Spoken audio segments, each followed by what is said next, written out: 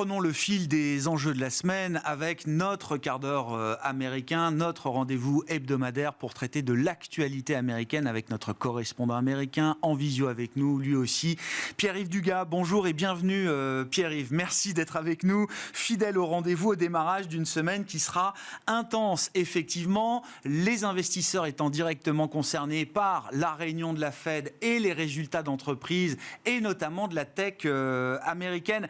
Il y a deux événements d'ailleurs qui vous ont marqué ces derniers jours au sujet des enjeux boursiers, on va le dire comme ça, Pierre-Yves. C'est ce qui s'est passé autour d'Intel et de Tesla. Oui, je vous en dis un mot, mais auparavant, vous en avez oublié un tout petit détail. Et nous espérons tous que ça ne restera qu'un petit détail, parce que pendant des dizaines de trimestres, ce n'était qu'un petit détail. Nous attendons les annonces du Trésor américain en matière de composition de ses refinancements et de ses émissions obligataires. Ça doit tomber demain. Vous vous souvenez que le 1er novembre, on avait tous poussé un grand soupir de soulagement en apprenant que le Trésor américain, finalement, s'alignait sur la minorité de ses contacts à Wall Street et décidait d'émettre un petit peu moins d'obligations à 10 et 30 ans. La courbe des taux s'en était soulagée, les marchés s'étaient envolés. Donc n'oublions pas cette information supplémentaire qui pourrait n'être que marginale, et on souhaite qu'elle ne soit que marginale, mais qui pourrait avoir son importance. On a eu deux catastrophes la semaine dernière.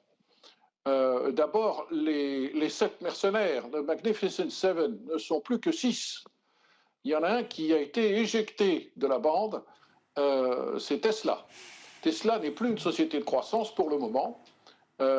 Et c'est assez surprenant de voir le massacre boursier de Tesla. La valeur a perdu 12% en quelques minutes le soir de la publication de ses résultats trimestriels parce qu'on avait des signaux indicateurs de difficultés de marge de Tesla avec des baisses de prix qui ont été annoncées en Chine et en Allemagne dans les dernières semaines.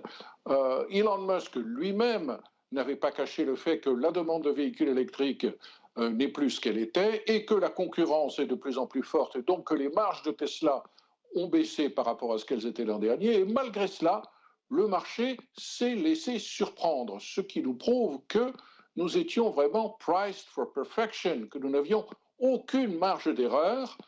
Autre exemple, Intel.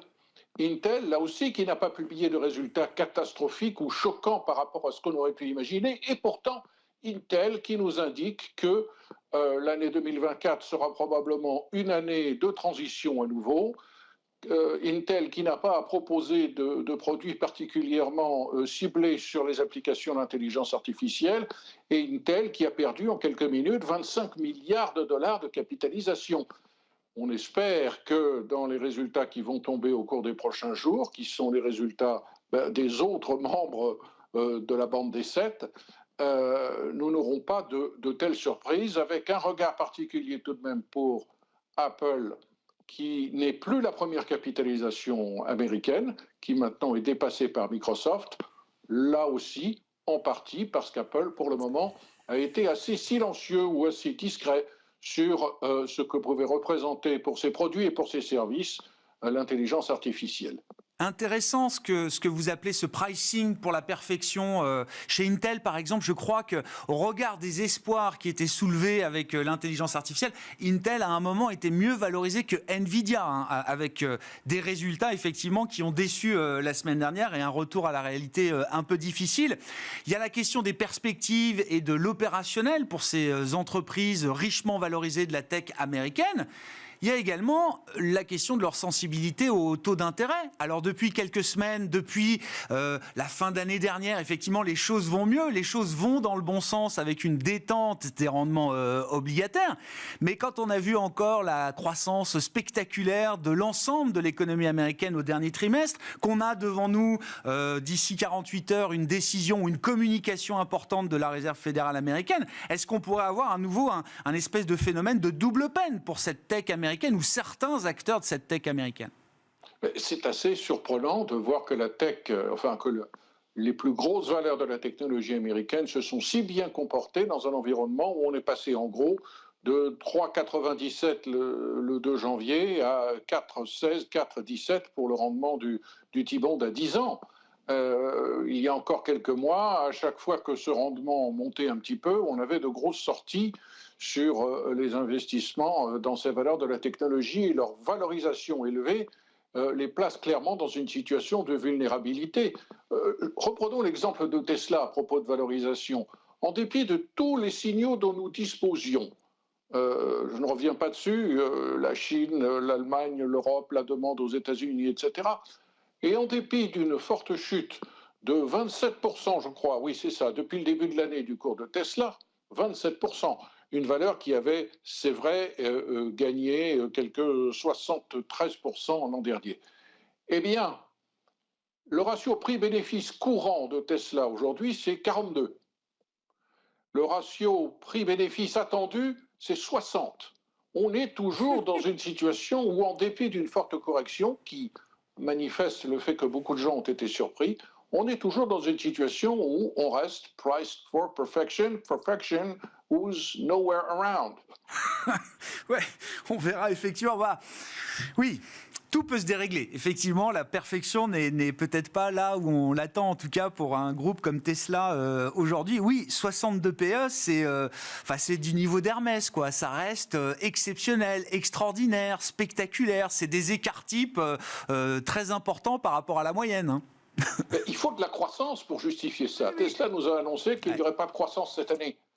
Alors, on voit que les marges ont un petit peu baissé.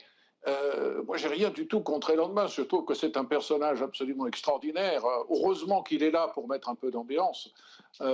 C'est quelqu'un qui a changé le monde plusieurs fois. Donc, je n'adresse pas une critique, même pas à son style fracassant et parfois bizarre et probablement contre-productif pour ses actionnaires. Mais payer aussi cher pour une société qui a, pour le moment, mis sa croissance entre guillemets, c'est quand même assez dingue.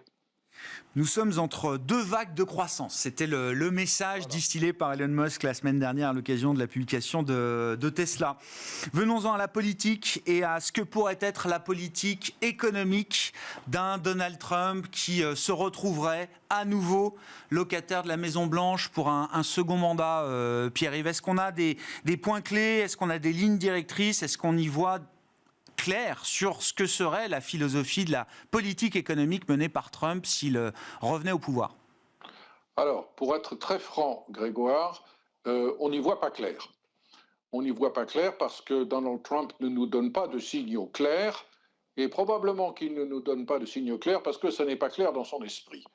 Ce que l'on croit comprendre, et ce qui est assez logique, c'est d'abord qu'il y a une grosse inquiétude en Europe, une inquiétude dans les milieux patronaux américains qui n'est pas du tout dans la même proportion que l'inquiétude manifestée par les patrons européens à Davos en particulier.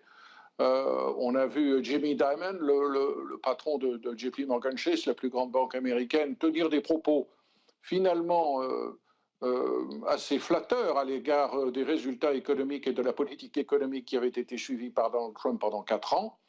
Mais il y a une grosse inquiétude des Européens sur ce que pourrait faire en matière commerciale Donald Trump si jamais il était élu le 5 novembre. Et là, je trouve que c'est assez paradoxal parce que depuis que Joe Biden est arrivé au pouvoir, il a maintenu en place toutes les sanctions commerciales que Donald Trump avait imposées, non seulement à la Chine, mais aussi aux Européens.